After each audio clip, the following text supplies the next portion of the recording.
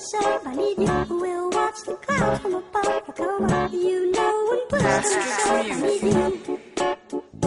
Lift me up.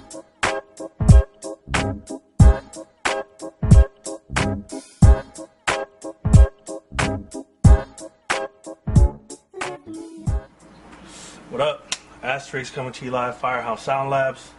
Been a while since I did one of these, so I figured I'll just jump in. Got the trusty MPC-2000 by me. You know, we got the machine over here too, but you know, for this one, we're gonna just go ahead and mess around with the MP2000. I'm gonna pull out some drums, put a little drum kit together. Went record shopping a couple days ago. I found a record that I actually used before for a beat, but then the sample got used, you know, one of those things. So I wanted to reuse it, but use it in a whole different form. So I'm gonna get started, grab some drums, layer them out, get them sounding nice, and then we'll keep going from there.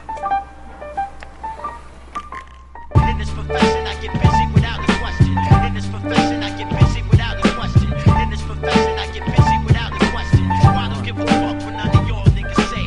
In this profession, I get busy without a question. In this profession, I get busy without a question. In this profession, I get busy without a question. I don't give a fuck what none of y'all niggas say. Let's get into some drums. First and foremost, we need some drums. Got to have some drums.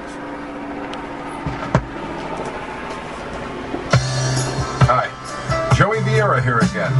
Due to the overwhelming response to the medium rock and the rock ballad selections on Volume 1, Volume 4 consists entirely of contemporary drum drops of ballads and light rock.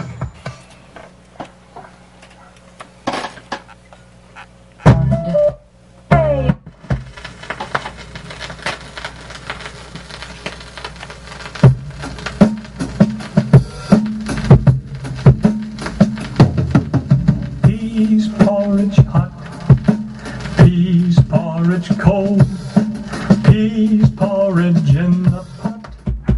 Alright, so I went through, beefed up the kick a little bit more. I added an 808 that I could layer on top of it, so every once in a while I gotta get that rude 808 in there. Snare is still pretty much kind of the way it was, but I'm about to start layering on that. Hi-hat, I ended up getting a different hi-hat from a different song on that record. And I grabbed an open one too, and I got those shutting each other off.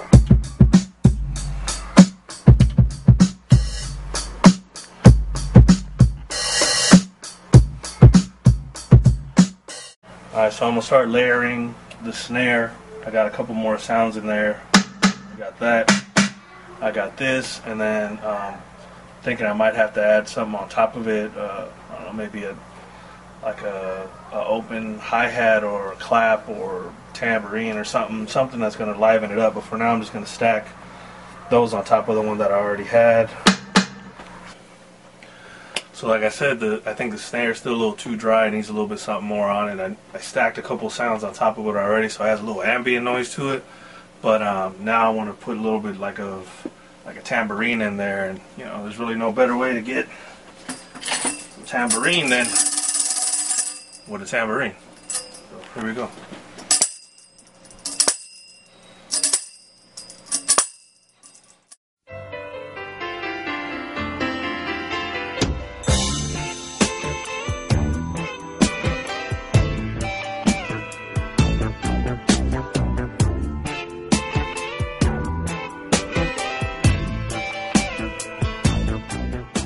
Alright, so I chopped up the bass line into sections. Gives you a little bit more control over the actual speed. Also, when you break it down into notes like that, you can replay it. You're not limited to whatever the melody was on the sample of the record. So this is kind of what it sounds like, you know, just the bass line as it was on the record.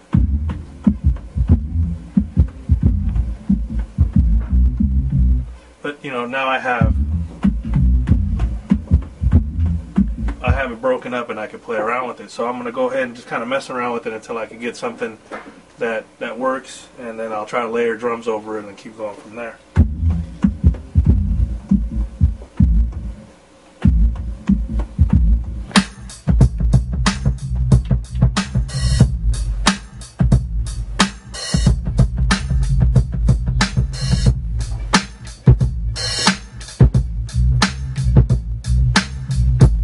Alright, so I got the bass line and the drums pretty much laid out. I'm going to go through the record and start looking for little pieces to put on top of it. Try to come up with some type of melody or find some stabs or something. I like to use vocal samples and things like that. I usually call them the sprinkles and stuff. I don't know if anybody's ever watched one of the videos before, but so I'm going to go through and look for some of that. But this is kind of the foundation right now, which is bass line and drums. So this is it right now.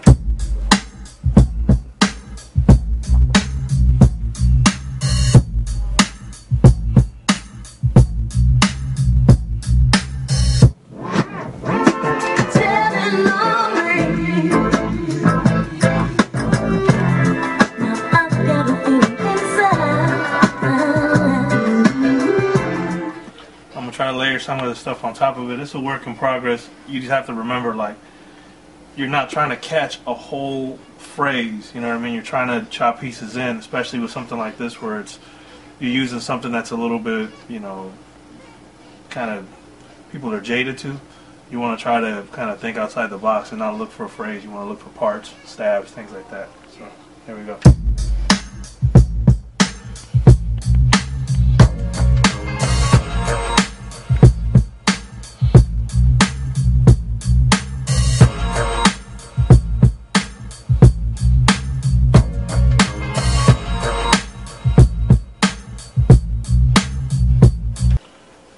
So I got this other part that I sampled that I wanted to kind of use to fill in the middle of that, because as of right now, we just, this is kind of where it's at. So obviously we need something to fill in the middle. I got this little piece right here that I sampled.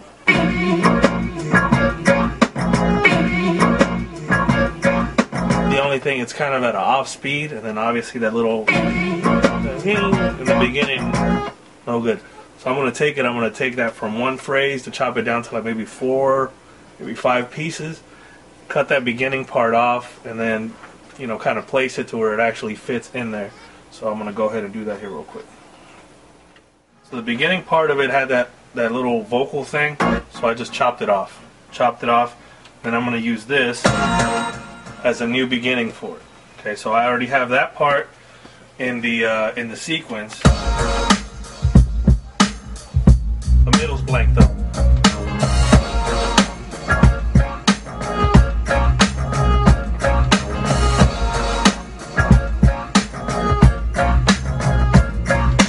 I had some vocal samples that I took kind of at the beginning. And now I want to sprinkle those in there to kind of, give it a little change up, little something, just something to add a little flavor, seasoning to it. So I got them right here. And I went in through the effects board here on the MP and I added a little bit of echo to them. So I'm going to start putting those in there.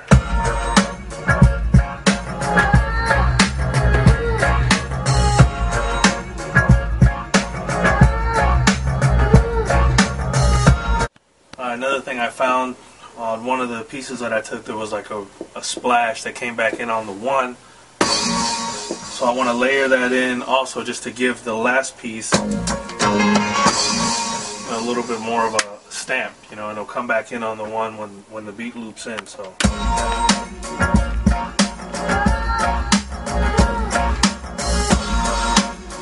Alright, so we kind of got the meat and potatoes of the sequence laid down.